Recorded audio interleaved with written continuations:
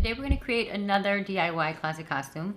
We're going to create Lisbeth Salander. She is famously known as the girl with the dragon tattoo. The series or the trilogy that came out in theaters in 2009 was my favorite.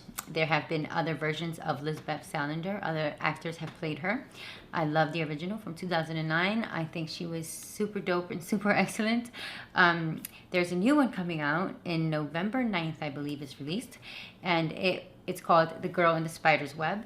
I love this version, the look of her. I love it because it's powerful and simple. She's wearing all black and she has this very structured but meant to look unkept, messy white paint over her eyes. It could be white paint, it could be white eyeliner, whatever you have to use, that's what we're gonna use. I have my NYX jumbo pencil in milk, and this is the only tool that I think we're gonna need. This and maybe some mascara, just because my eyebrows are so, sparse that I might have to recreate some color back into them when we cover them up with white. You'll see what I'm talking about in a minute. Anyhow, I'm really excited for The Girl in the Spider's Web, November 9th, because, okay, I don't like to watch full trailers anymore because trailers are horrific. I don't know what happened throughout the years. Trailers ruin movies. They take away the mystery, they take away the plot. They leave us with nothing, honestly. So I just saw the first few seconds of the trailer and it was so good. And I immediately knew that I'll be recreating this look.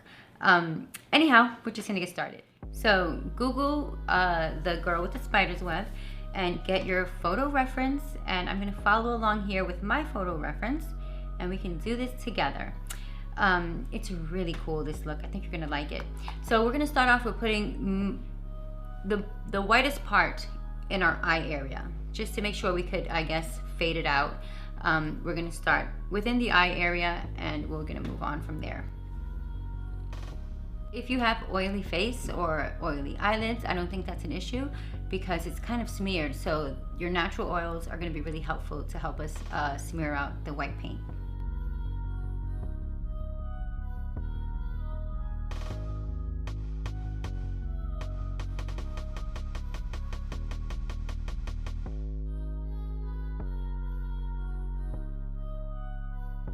From here, we're gonna blend in with our fingers. We're gonna just kind of dab down and blend it out, bringing it outward.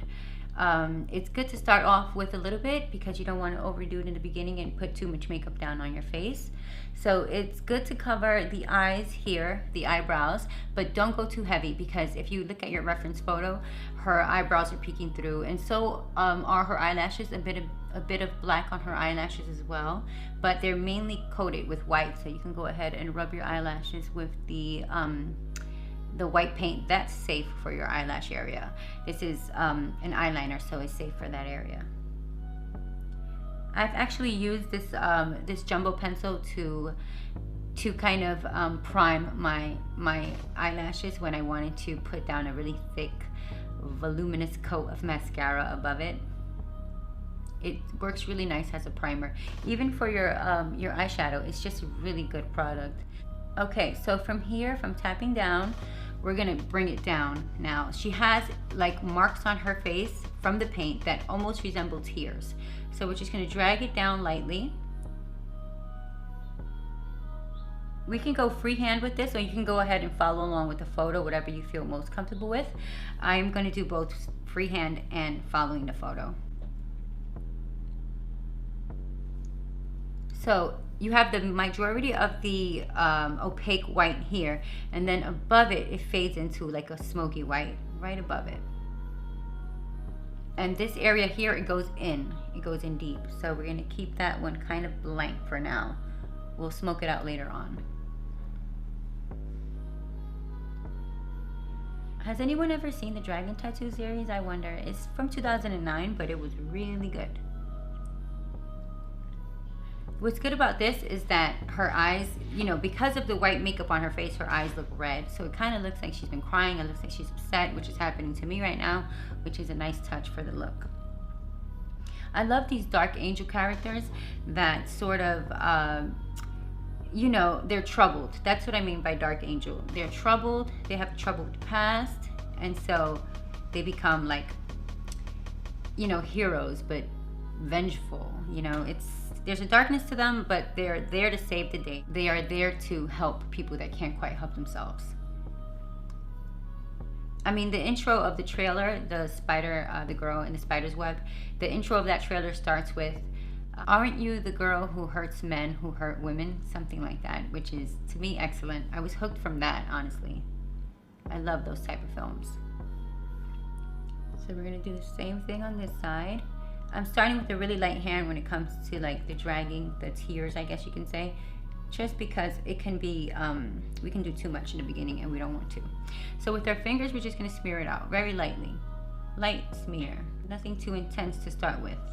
It's so funny saying nothing too intense looking this way, but you wanna make sure that you don't start off with a heavy hand. That's the case really with everything. We can really stay at this point, but I'm just gonna darken or make the center a little bit more opaque, but don't completely have like just one layer of white down, because if you look at your reference photo, there's a lot of skin peeking through. That's what gives this look the messy look. It gives it an unkept, carefree, careless look. But the borders, the obvious structure, the obvious design that I can see is what gives it its cleanliness at the same time. So you want to find a really nice balance of careless, but definitely structured. You just go swipe back and forth in your eyelash area to create white eyelashes.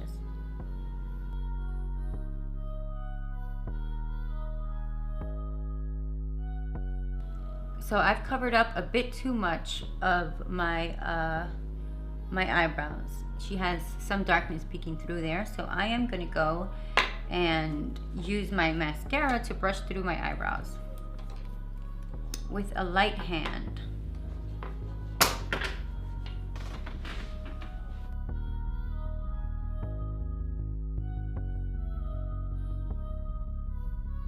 So once you've added, you've kind of added a bit of darkness to your eyebrows, you can go ahead and work on a center part. So the center part is brightest at the center here, and then it fades out.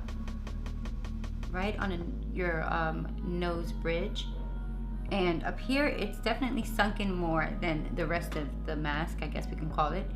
But it's also faded. So you don't want it to be just stark white going into your skin. Kind of faded and almost ethereal in a sense. Just softness.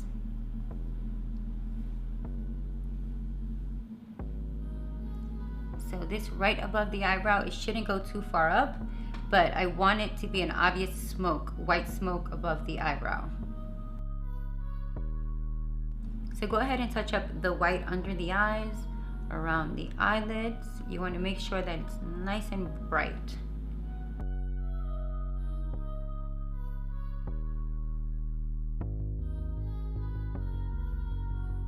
So this look is pretty much, it can take you under a minute to do it. You want to be really carefree. You just want to focus on the outline. I guess if you focus on the outline of the look, you don't have to worry too much about the center of the look, because you realize that in the center is pretty messy. There's skin peeking through, there's different opacities of white, and the outside is where it really matters. You see that it's smoky on top, heavy in the center, and structured with these tiers on the bottom portion of the mask.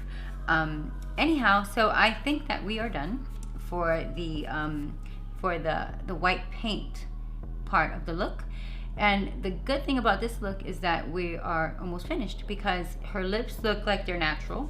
Her face looks really dry, like she doesn't even moisturize. Her face looks really dry, her lips look dry, natural, doesn't look like they have much color. If you feel more comfortable with a little color on your lips, you can go ahead and put maybe a pink moisturizer on your lips, you know, something really light. I wouldn't suggest lipstick, just because she's like, in character, I just love the look without lipstick, but you can go ahead and do as you please.